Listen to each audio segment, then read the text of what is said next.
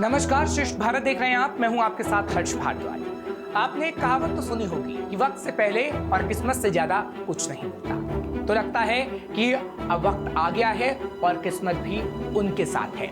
हम बात कर रहे हैं मोहन चरण मांझी की, जो अब ओडिशा के नए मुख्यमंत्री बन रहे हैं। ओडिशा में हाल ही में हुए विधानसभा चुनाव में बीजेपी ने पहली बार अपने दम पर विधानसभा चुनाव में जीत दर्ज की है। ओडिशा की 147 सीटों वाली विधानसभा में बीजेपी को 78 सीटों पर जीत मिली। वहीं भारतीय जनता पार्टी की तरफ से क्योंझर सीट से विधायक मोहन चरण मांझी को ओडिशा के मुख्यमंत्री बनाने का फैसला किया गया। दरअसल आदिवासी बहुल झारखंड में विधानसभा चुनावों से कुछ महीने पहले मोहन मांझी को सीएम बनाना बीजेपी की रणनीति का एक हिस्सा है, क्योंकि मोहन मांझी की संथाल जड़ें भारत की पहली आदिवासी राष्ट्रपति द्रौपदी मुर्मू के समान हैं।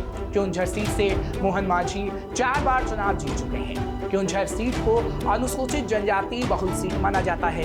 52 साल के मोहन मांझी एक अनुभवी राजनेता हैं और ओडिशा में बीजेपी से एक मजबूत आदिवासी आवाज है। उनकी आदिवासी पहचान ने उन्हें मुख्यमंत्री पद के लिए पार्टी की पसंद बना है। मांझी के आरएसएस से भी मजबूत संबंध है। मांझी का राजनीतिक करियर 2 दशकों से ज्यादा का है। जनसाधारण से जुड़ने की उनकी क्षमता, विशेष रूप से आदिवासी क्षेत्रों में उनका एक्टिव रहना है, जिसने उन्हें लोकप्रियता दिलाई। 4 बार के विधायक के रूप में उन्हें राज्य की शासन प्रणाली की गहरी समझ है और उन्होंने इस क्षेत्र के लिए बीजेपी की नीतियों को शेप देने में अहम रोल निभाया है। इतना ही नहीं, मोहन चरण मांझी ने अपने निजी जीवन में भी कई भूमिकाएं निभाई हैं। वो किसान, आरएसएस के संचालित स्कूल में शिक्षक, सरपंच, आदिवासी अधिकारों के पैरोकार और खनन माफिया के खिलाफ योद्धा के तौर पर चर्चित रहे हैं। 52 साल के मोहन मांझी अब मुख्यमंत्री पद तक पहुंचे हैं, लेकिन इससे पहले क्योंझर सदर क्षेत्र के रायकला में पले बढ़े मांझी ने एक छात्र के रूप में ही अपनी प्रतिभा का परिचय दे दिया था। वो अपने समुदाय की तरक्की और विकास के लिए हमेशा आगे रहे। उन्होंने कानून की पढ़ाई की और आरएसएस द्वारा संचालित सरस्वती शिशु विद्या मंदिर में कुछ वक्त तक पढ़ाया भी। उसके बाद 1997 से 2000 तक वो एक निर्वाचित सरपंच के रूप में राजनीति में आ गए और सरपंच रहने की वजह से ही उन्हें कुशल संगठनकर्ता के तौर पर जाना जाने लगा। मोहन मांझी साल 2000 में पहली बार विधानसभा चुनाव लड़े और पहली बार में ही जीतने में कामयाब रहे, जिसके बाद बीजेपी के आदिवासी मोर्चा के सचिव के रूप में मांझी ने जल्दी ही अपनी भूमिका निभाई और पार्टी में जगह बनाई। 2019 में वो पार्टी के मुख्य सचेतक बन गए। इससे पहले जब बीजेपी 2005 से 2009 तक बीजेडी के साथ गठबंधन का हिस्सा थी, तब भी उन्होंने उप मुख्य सचेतक के रूप में ही काम किया था। मोहन मांझी ने कानून की पढ़ाई की है। आरएसएस द्वारा संचालित सरस्वती शिशु विद्या मंदिर में पढ़ाया।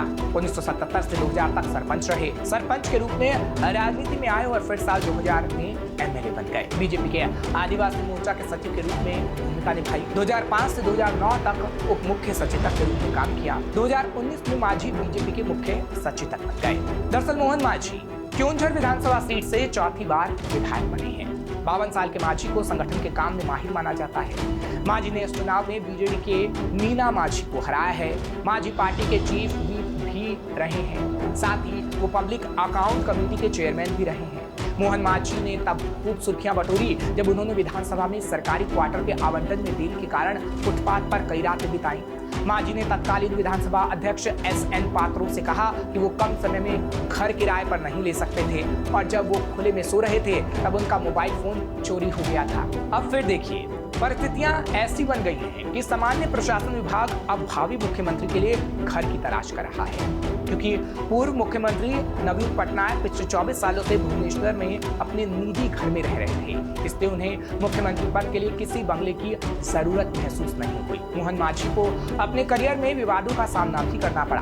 2023 के सितंबर महीने में पूर्व स्पीकर प्रमिला मलिक ने उन्हें और दलित विधायक मुकेश महालिंग को निलंबित कर दिया था। उन पर आरोप था कि उन्होंने मिड डे स्कूल मील के लिए दाल खरीद घोटाले के विरोध में उन पर मुट्ठी भर दाल फेंकी थी। हालांकि मांझी और उनके विधायक सहयोगी मुकेश महालिंग ने इस बात से इनकार किया कि उन्होंने दाल फेंकी। उन्होंने इसे केवल स्पीकर को भेंट की थी। ओडिशा के नए मुख्यमंत्री मोहन मांझी को अपने जीवन में कई मुश्किलों का सामना भी करना पड़ा।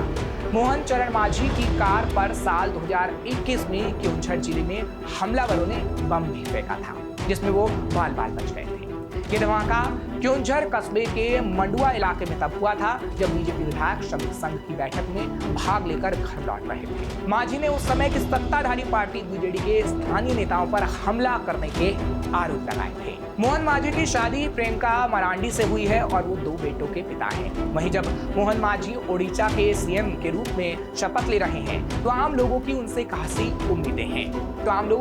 उनसे उम्मीदें बढ़ गई हैं क्योंकि वो ओडिशा के ही रहने वाले हैं और क्षेत्र की सभी समस्याओं से वाकिफ हैं। इसलिए कहा जा रहा है कि शिक्षा, स्वास्थ्य, सुरक्षा और राज्य की सड़कों की ओर विशेष रूप से वो ध्यान देंगे। शेष भारत की ओर से भी मोहन मांझी को मुख्यमंत्री बनने की शुभकामनाएं। फिलहाल ऐसी और खबरों के लिए आप देखते रहिए श्रेष्ठ भारत।